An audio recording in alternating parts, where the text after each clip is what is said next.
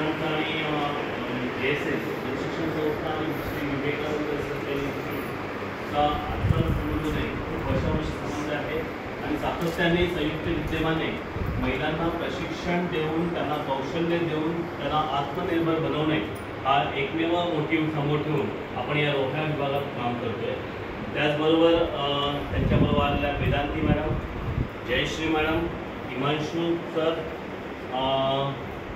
नंतर तुम्हाला दोन्ही बॅचला ज्यांचे प्रशिक्षक म्हणून लाभलेले आहेत अशा Meena madam, Seema madam, project coordinator Rita madam, faculty Harshada आणि माझे पूर्ण स्टाफ। आणि सर्वात महत्त्वाचं म्हणजे हे सगळ्यांचं मी नाव घेतलं, ते सर्व मिळून ज्यांच्यासाठी काम करतायत ते तुम्ही सर्व। जर का तुम्हीच नसाल तर आम्ही सगळे कुणी नसणार इथे। म्हणून तुम्हीच हा महत्त्वाचा केंद्रबिंदू समोर ठेवून आज हे जे कौशल्य विकासाचं कार्य चालू आहे हे तुमच्याकडे चाललेलं आहे। मग सर्वजण मिळून जर आमच्यासाठी एवढं काम करतायत मग आम्ही कुठे कमी पडता कमी पडायला पाहिजे का नाही?